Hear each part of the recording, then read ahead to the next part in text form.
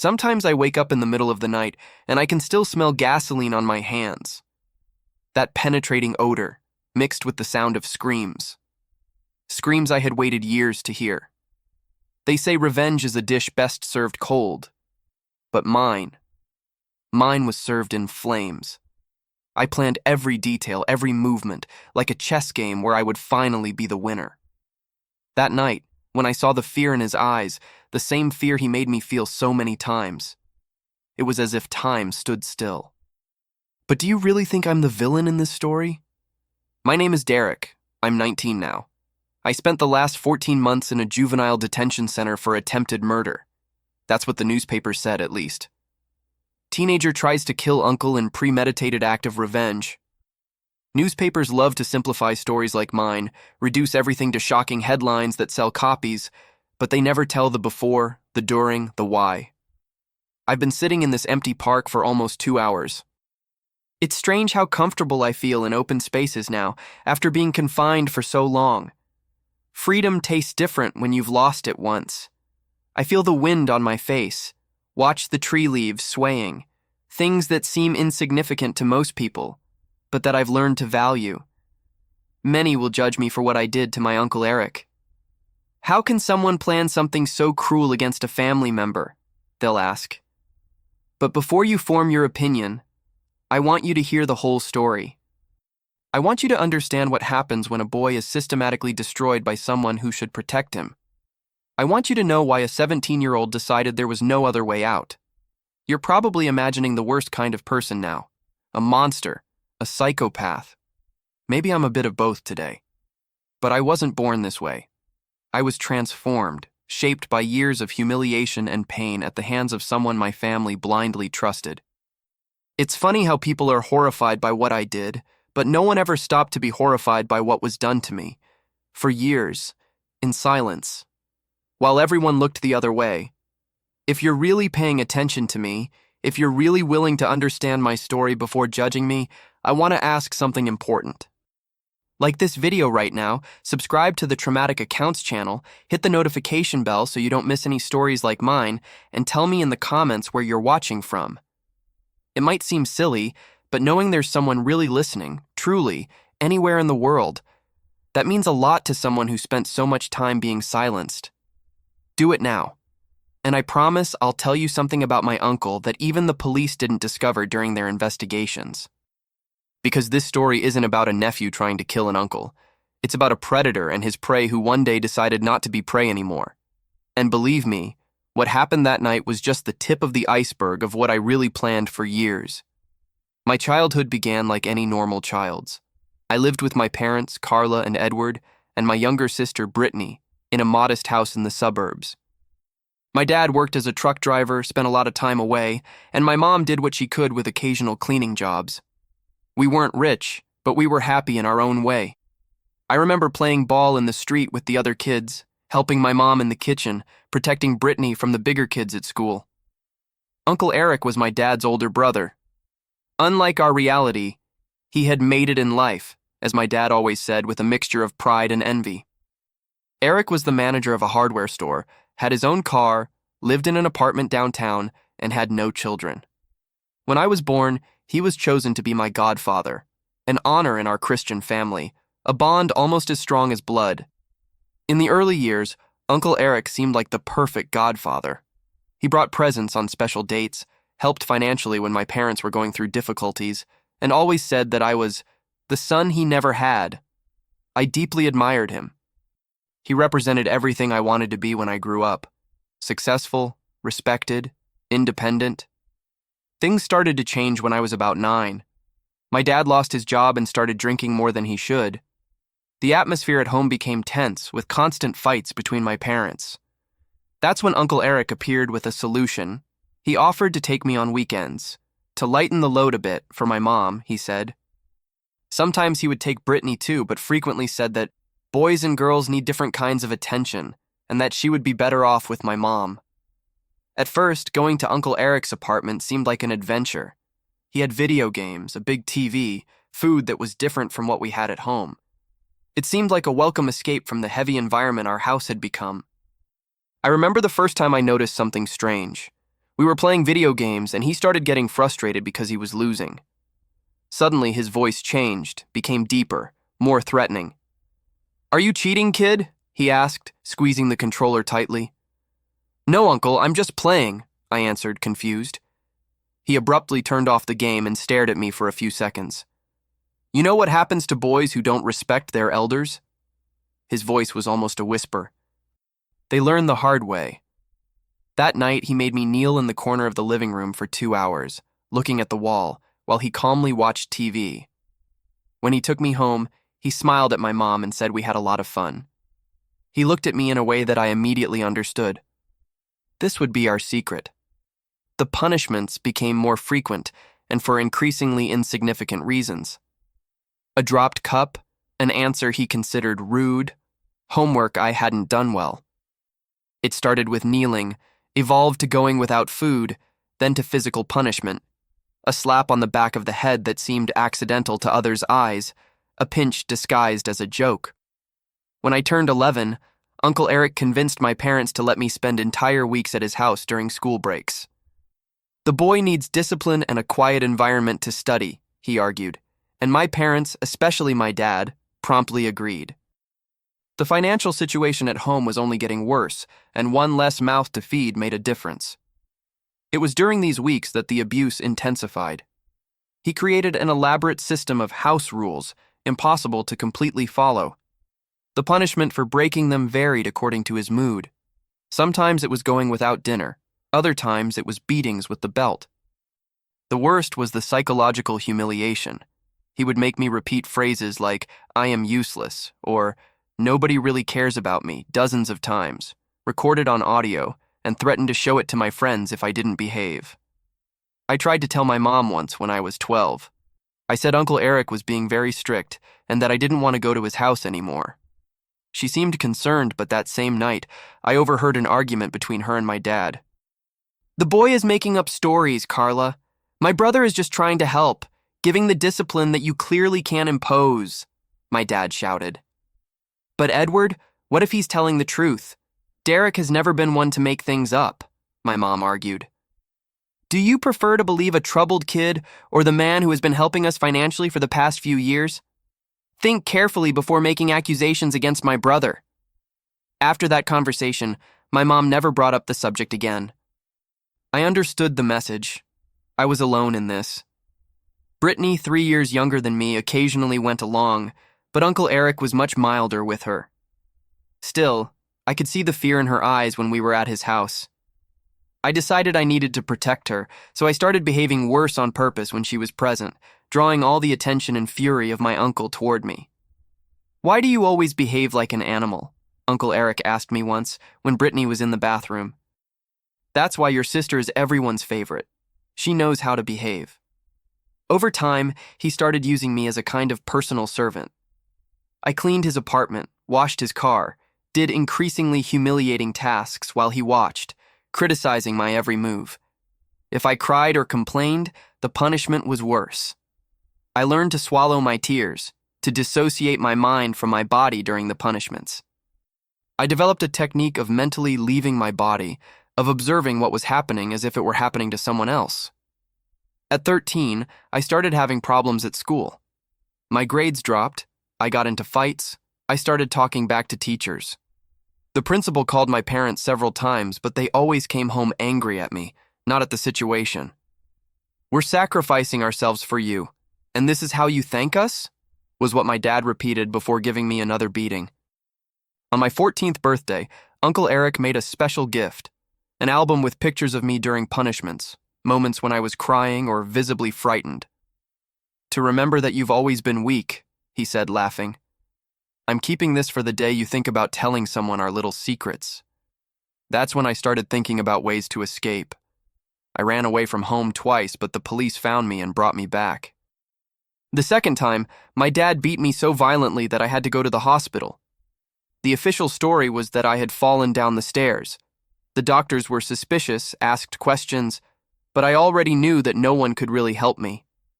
When a social worker came to talk to me, Uncle Eric was there, his arm around my shoulder, explaining how worried the family was about my self-destructive behavior.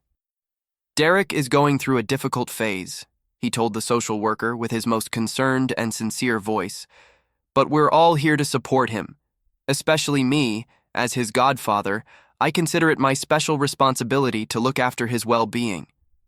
The social worker smiled, admiring my loving uncle's dedication. When he left the room, Uncle Eric squeezed my shoulder hard enough to leave marks and whispered, "See how no one believes you? To them, you're just a troubled teenager. I'm the respectable adult. Never forget that." And I didn't forget. In fact, it was at that moment that something changed inside me. Something broke, or maybe something finally cleared up. If no one was going to help me, I would have to help myself. And if no one was going to deliver justice, I would need to create it with my own hands. By 15, I had created a kind of second personality to survive. In public, I was what people expected to see, the troubled teenager, impulsive, sometimes aggressive.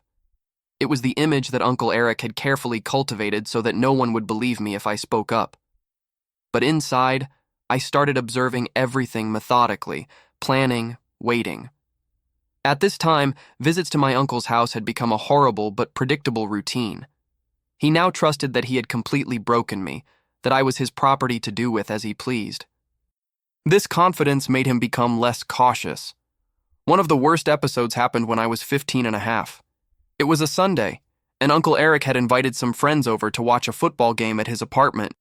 Men his age, all well-established, respectable in society's eyes.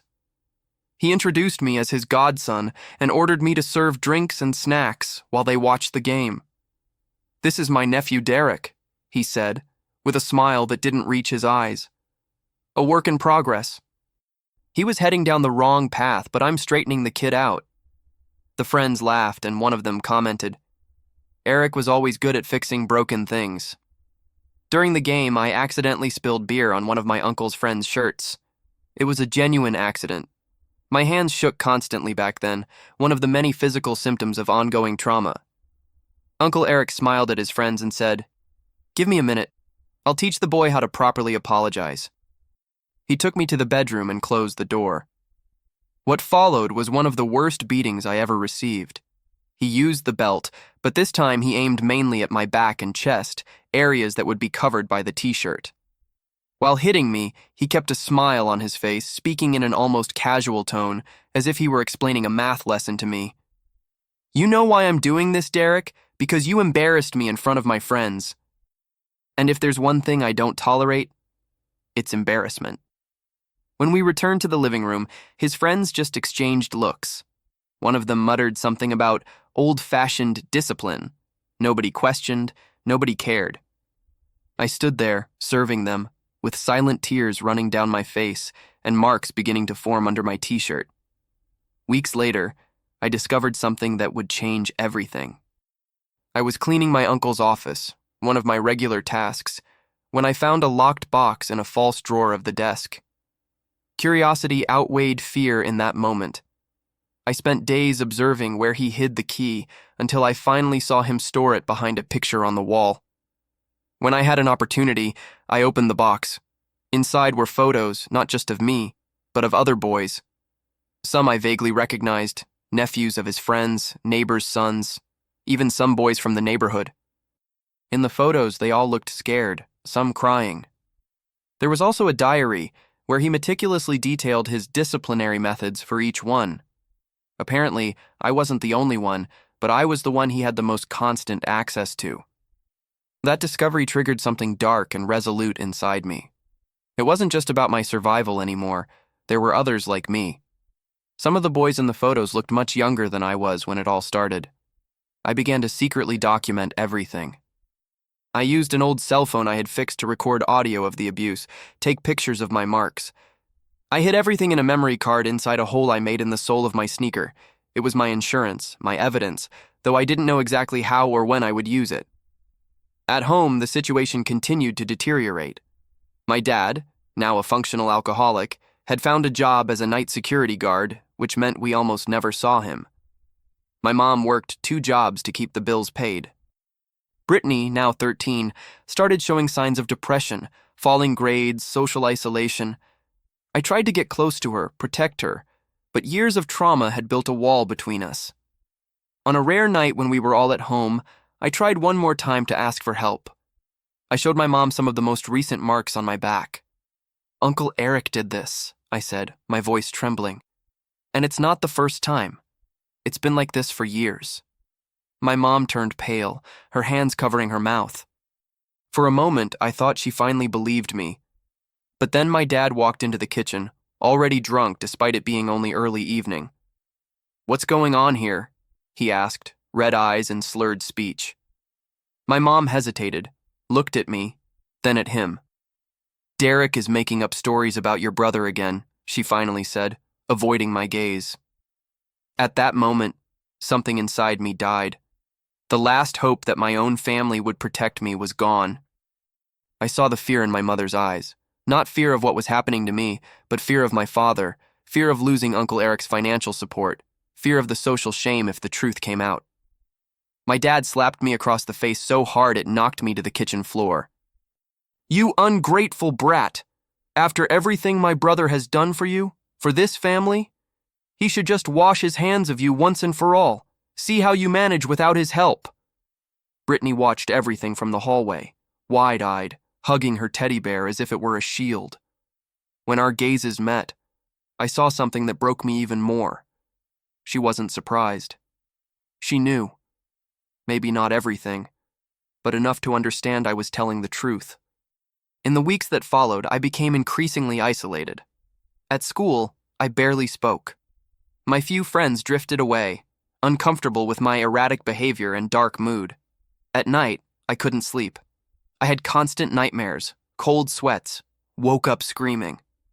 I started planning my definitive escape, not just running away to the streets anymore, but something more permanent. That's when Uncle Eric announced that he wanted me to spend the entire summer with him, to prepare me for the future. My parents quickly agreed, my mother with a guilty look she tried to hide, my father with relief at getting rid of me for a few months. In the first week of that summer, Uncle Eric reached a new level of cruelty. Now that he had me completely under his control, with no need to return me home every day, he felt free to explore new disciplinary methods. He would lock me in the guest room for days with rationed food and water. He forced me to write apology letters for imaginary infractions, only to tear them up in front of me and make me start over. One night, he invited some friends over for dinner. He dressed me in presentable clothes and made me serve at the table like a waiter. Throughout the night, he made degrading comments about me, telling exaggerated or completely fabricated stories about my problematic behavior, all while I was standing there, forced to smile and nod. "You know what this one did last week?" he said to one of the guests, pointing at me as if I were some curious object. "Tried to steal from me. Caught him going through my wallet. Of course, I gave him a lesson he won't forget." The guests laughed, some shaking their heads in false concern, others offering their own disciplinary methods. Later that night, after everyone had left, Uncle Eric was drunk and particularly volatile. "You think anyone believes you?" he asked, pushing me against the wall. "Look at you. Garbage, nothing. I could do anything to you, and no one would lift a finger to help you." In that moment, something crystallized in me. It wasn't fear I felt anymore, not even anger. It was a cold, calculated certainty. I looked him in the eyes and, for the first time, didn't look away. Something in my face must have changed, because for an instant, just an instant, I saw a flash of uncertainty in his eyes. "What's that, kid? What are you going to do?" he asked, regaining his dominant posture. "Nothing, Uncle," I replied calmly. "Absolutely nothing." He didn't understand that this wasn't submission. It was a decision. At that exact moment, I decided I would destroy him. Not just hurt him or expose him, but completely dismantle the world he had built. And I would do it in the most meticulous way possible.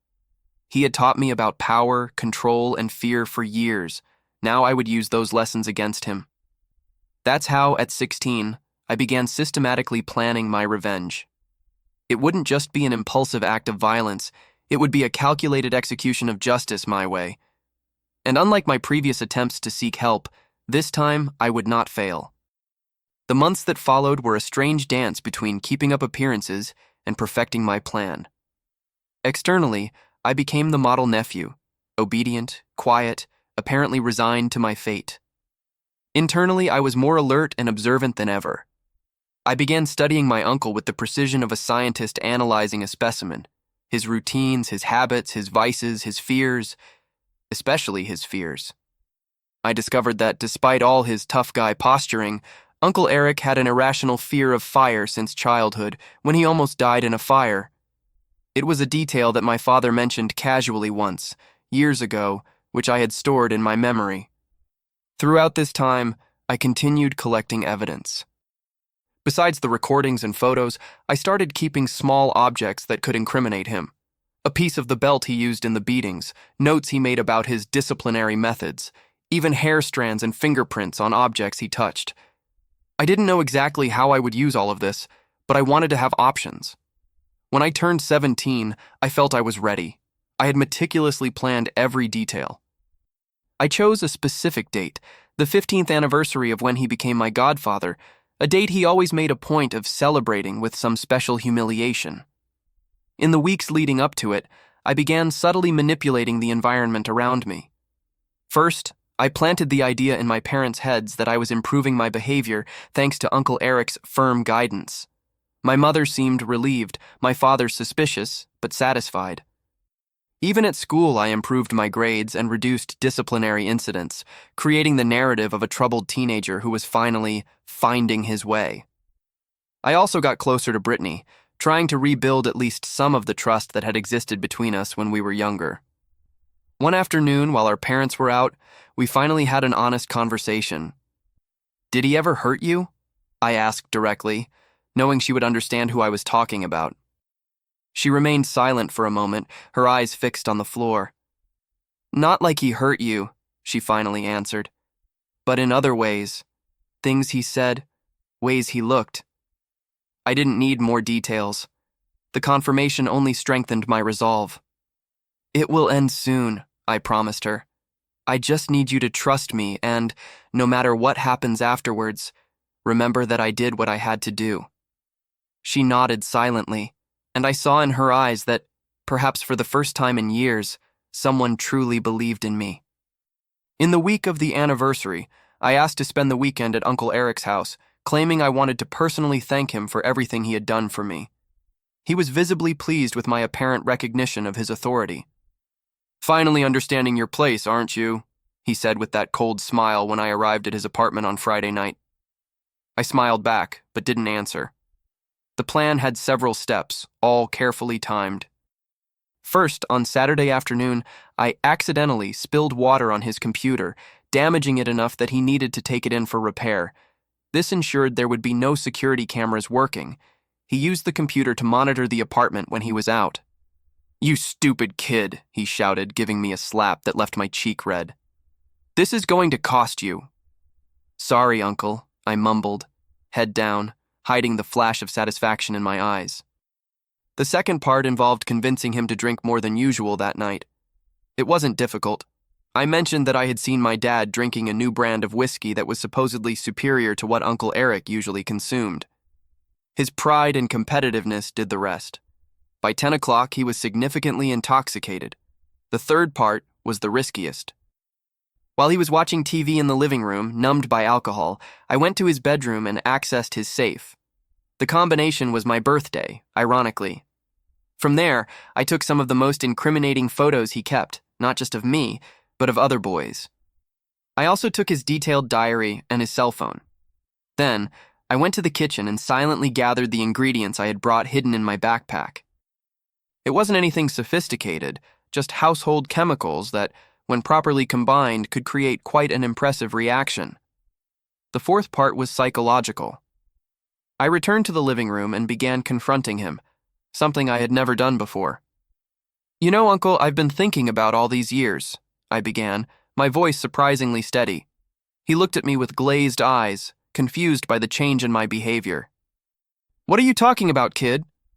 "I'm talking about this," I said, throwing some of the photos on the coffee table in front of him, "and about all the other boys, and about what will happen when I show this to the police, to the newspapers, to their parents. He instantly sobered up, his face turning pale at the sight of the photos. How did you, he stuttered, trying to stand up but stumbling from the alcohol. Years, Uncle. Years of watching, learning, waiting. My voice was calm, almost clinical. You taught me well, very well. What happened next was like an explosion of rage accumulated over years. He came at me, no longer the calculating abuser, but a cornered and dangerous beast. I was prepared for this. It was part of the plan.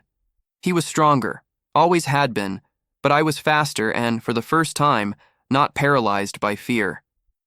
I dodged him, leading him on a chase through the house. He knocked over furniture, broke objects, shouted threats that ranged from killing me to making me wish I were dead, all exactly as I had predicted. I led him to the bathroom, where the fifth part of the plan was prepared. When he entered, stumbling and furious, I closed the door behind me and blocked the exit. The small space intensified his claustrophobic panic, another fear I had observed over the years. You think you can corner me? He roared, advancing toward me. No, Uncle, I replied coldly. I just want you to feel a little of what I felt. Helpless, trapped. That's when I activated the chemical mixture I had prepared. It wasn't a bomb, nothing that could kill, but something that would create intense smoke and a small controlled flame. The effect was immediate and amplified by the small bathroom space. The panic in his eyes when he saw the first flames was something I will never forget. He was no longer the monster of my nightmares. He was just a frightened man, screaming for help. Fire! Help! He screamed, trying to get away from the flames, cornered between me and the wall.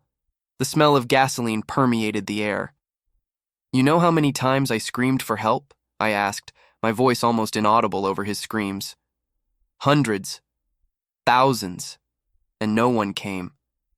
The flames were small, controlled, more frightening because of the smoke and the smell than because of any real danger.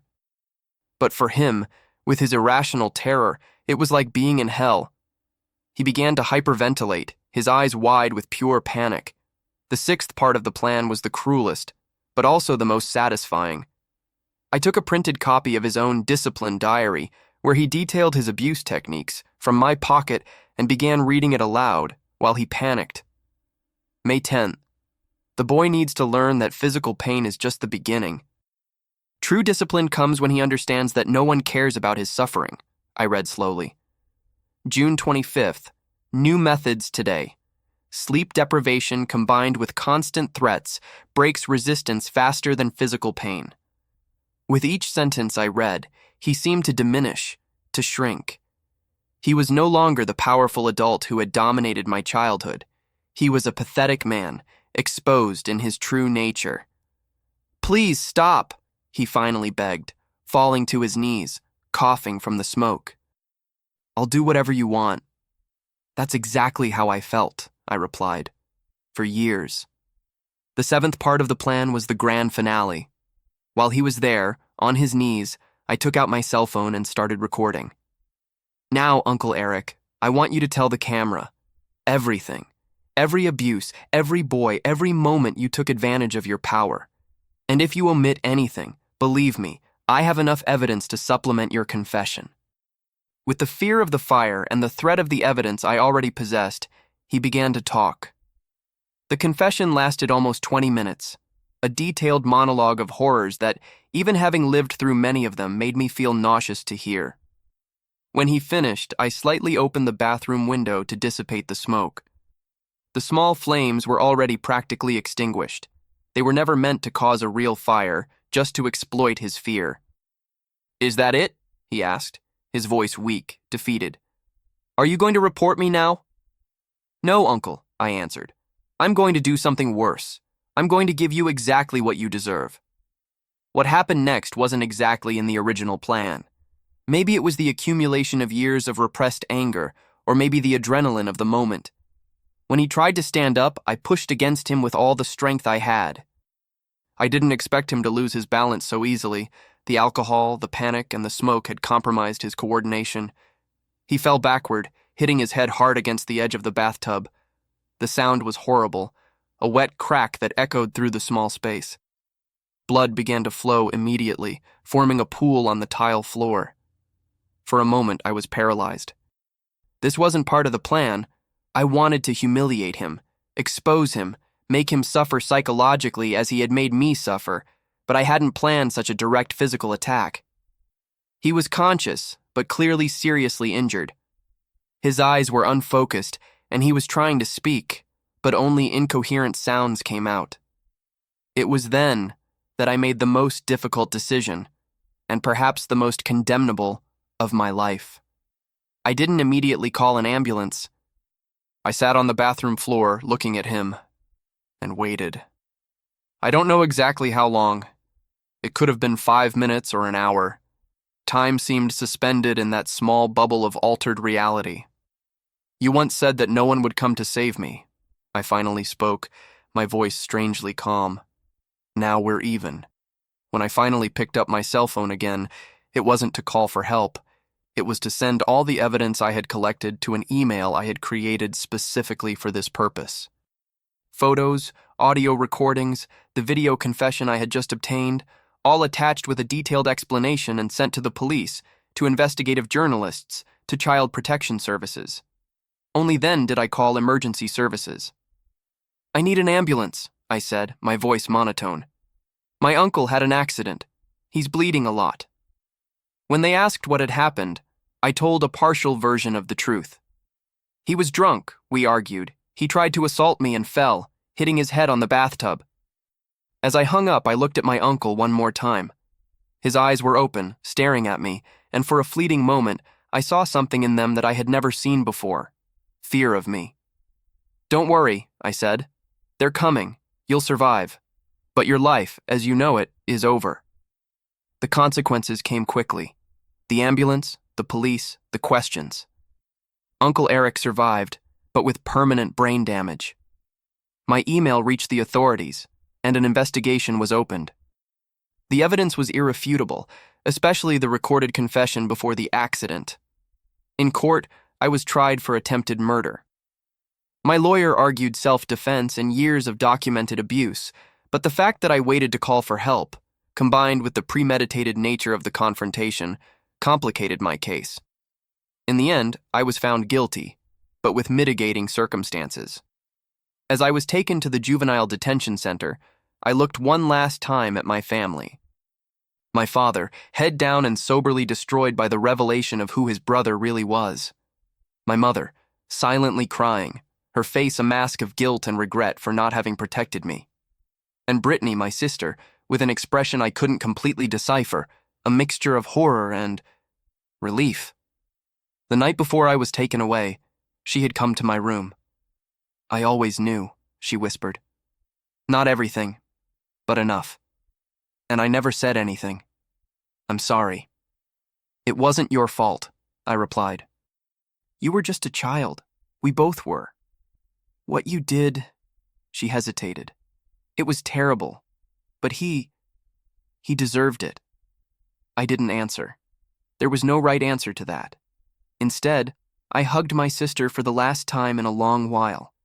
During my months in the detention center, I learned that the investigation had widened. Other boys from the photos were identified. Other families came forward. Uncle Eric, even with his debilitated condition, was tried and convicted of multiple crimes.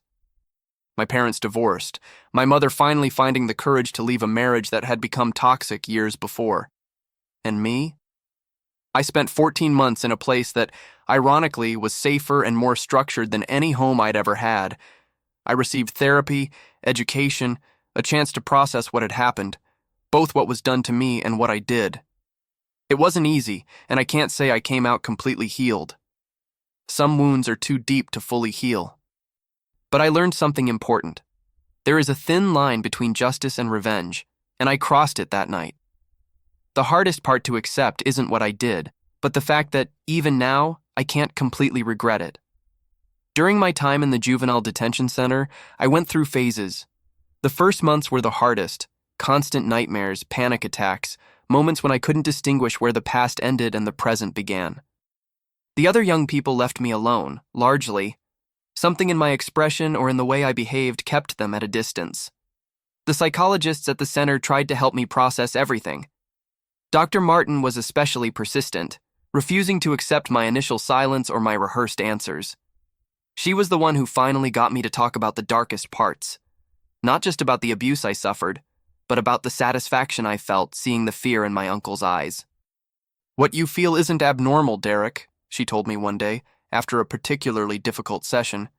"After years of being dehumanized, you wanted him to experience the same. The problem isn't your feelings, it's what you choose to do with them." Gradually, I began to understand that my life didn't need to be defined only by the traumas or by my reaction to them.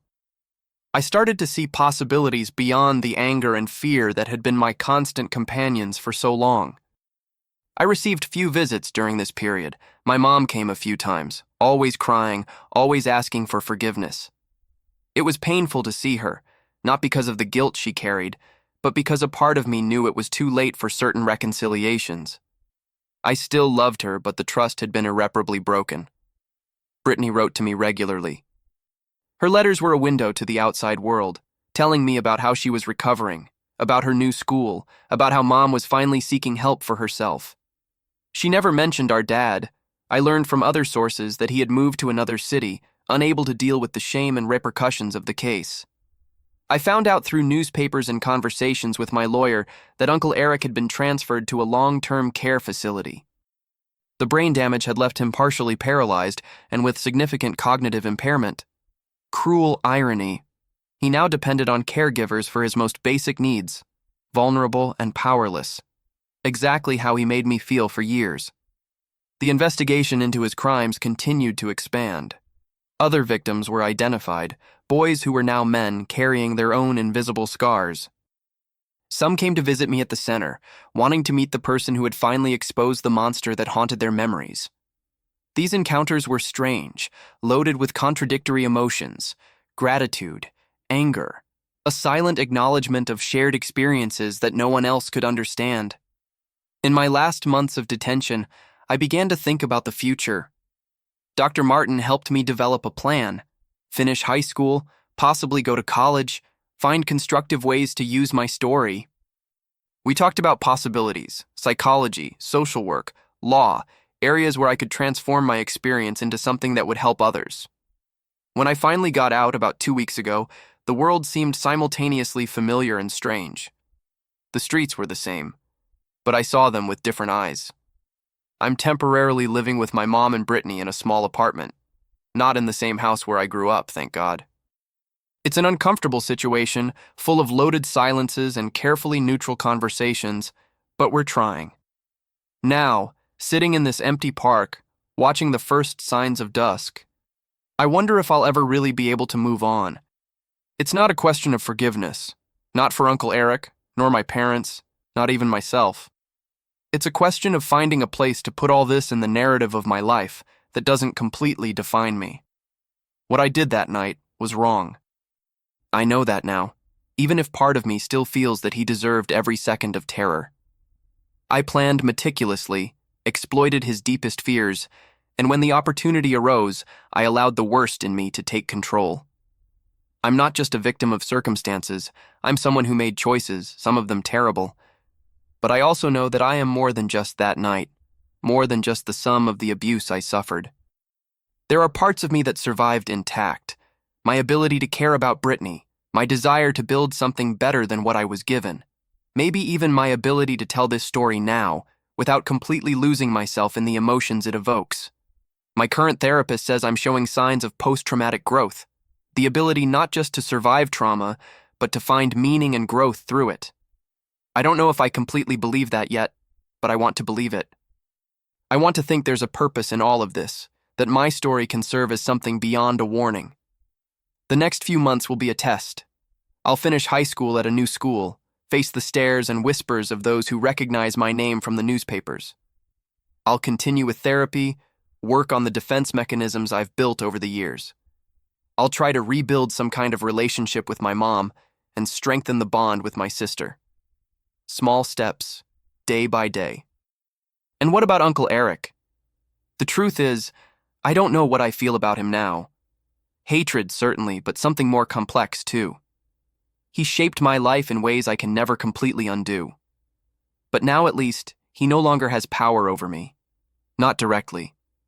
Sometimes, in my darkest moments, I wonder if I'm as different from him as I'd like to be. The ability to coldly plan another person's suffering. Didn't I learn that from him? But then I remember Dr. Martin's words. What defines us is not our worst impulses, but our conscious choices every day. And that's the battle I face now. Choosing every day to be something more than just the product of my past. Choosing not to allow the darkness he planted in me to define who I am or who I can become. And if you've made it this far and truly understood what I went through, all I ask is that you like this video, subscribe to the Traumatic Accounts channel, hit the notification bell to receive more stories like mine, and tell me in the comments what time it is where you're watching this. It might seem like a strange request, but knowing that someone, somewhere, is really listening in the present moment, that means more than you can imagine to someone who spent so much time feeling that their voice didn't matter. This isn't a story with a happy ending or a clear moral lesson. It's just my truth, told the only way I know how to tell it. What happened with my uncle was terrible, both what he did and what I did to him. But if this story helps even a single person recognize the signs of abuse, speak up when they should speak, or seek help in ways I couldn't, then maybe there's some meaning in all of this. As the sun sets over this empty park, I feel a strange peace. Not the peace of someone who has resolved everything, but of someone who can finally breathe without the crushing weight of secrets. Tomorrow will be another day, with its own challenges and internal battles. But for the first time in a long time, I'm cautiously hopeful that this day is worth living.